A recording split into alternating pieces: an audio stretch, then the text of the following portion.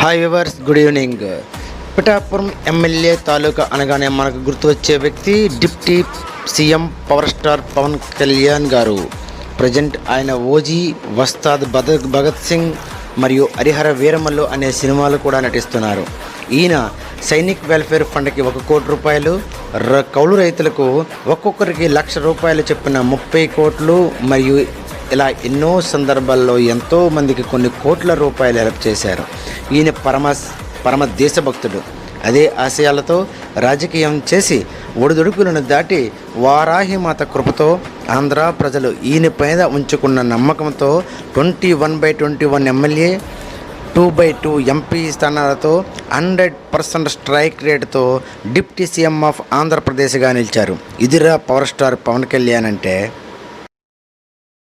Thank you viewers, thank you so much. Please subscribe and like.